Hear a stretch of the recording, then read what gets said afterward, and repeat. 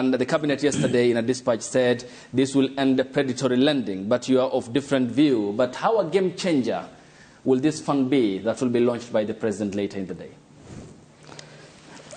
Yeah, thank you. I think, as the British say, the proof of the pudding is in the eating. We'll see what happens as they roll out this fund. But I think when you look at the objectives of this fund, the Financial Inclusion Fund, in the financial regulations which were tabled by the ministry, and how the fund is in terms of, the terms and the amounts, the size of the fund and being given out and so forth, I think there is a mismatch, really, because the objective set out is that it's going to help the small and medium-sized enterprises on startup, on expansion of business, and so forth.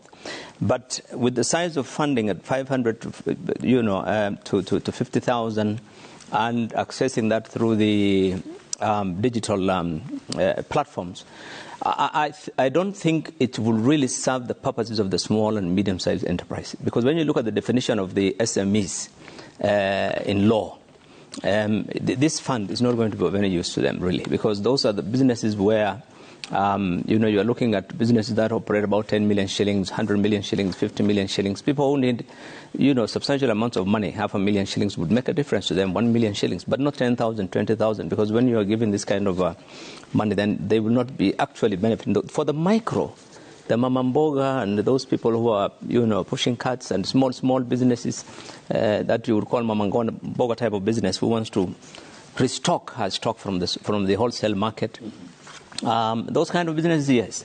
But then you'll just be, for those ones, then you're actually in competition with the other digital creditors that are already there. The Fuliza, for example, already they are giving close to 2 billion daily. And in fact, their limit is a bit higher, even up to 70,000. And there are no bureaucracies. You don't have to save a portion. You don't have to, we'll see how the savings and insurance and all those things will come in. But without all those things, and the objective really, of Fuliza is more or less the same as this one, to enhance that financial inclusion, to encourage people to access credit.